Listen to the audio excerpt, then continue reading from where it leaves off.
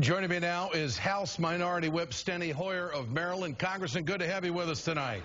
It's always good to be with you, Ed. You know, this is political theater at its best. Speaker Boehner said he wanted to hold this vote today to show GOP resolve. Bottom line is that they've never put anything on the table. How's this going to play with the American people, you think?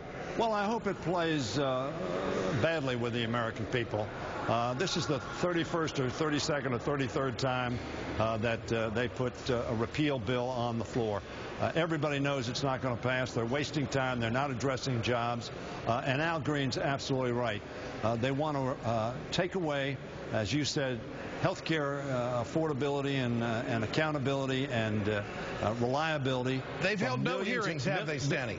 No hearings, and they want to take it from millions and millions and millions of Americans, from seniors, from young people, from kids with pre-existing conditions. They want to jerk that away from them, and they have absolutely nothing on the table to replace it. They say repeal and replace, but they haven't had any replacement. And roll into the campaign season, you guys going out, doing what you got to do with your constituents. Is this where you want to be? Because the Republicans are trying to set up the narrative that this is a terrible law, that it's socialism, that it's not going to help people. And how are the Democrats in the messaging world going to be on this on the campaign trail? Is this where you want to be? Ed, I think the president's going to be very strong on this. This was a good bill. It means very positive things for all Americans, in my view, those that don't have insurance, but those who have insurance as well. CBO says we're going to save $1 trillion in the second 10 years of this bill's operation. We're going to have 30 million people who have availability of health care. We're going to have kids who won't have to worry about pre-existing conditions or people who transfer from one job to the other. We're going to have seniors who are going to have that donut hole eliminated for them.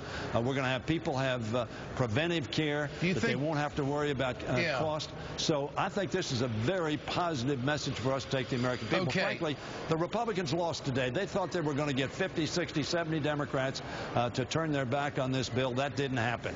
They thought they were going to get more votes than they did. So in other words, do you think you can pick up seats in the House on this vote, on what happened today and this health care law? Are you confident that this is going to help the Democrats pick up seats? And I think it's going to help us pick up seats, particularly in light of the fact that we're spending time on something that has no chance of passage, no chance of enactment, and will take things away from the American people, and ignoring the principal problem that there's confronting the American people, and that's job creation, a jobs bill. The president's had a jobs bill he sent up here that would create 1 million to 2 million jobs. I've urged Mr. Cantor to put that bill on the floor. If they don't like it, vote against it.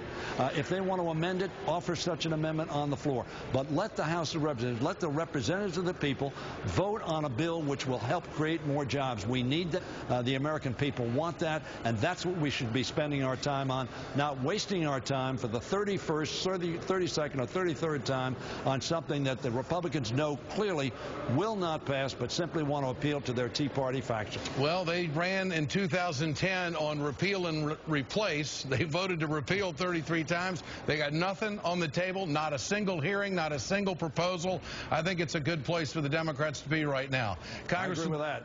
Congressman Steny Hoyer, always great to have you on the Ed Show. Thanks so much. Thank you, Ed. You bet. Good to talk.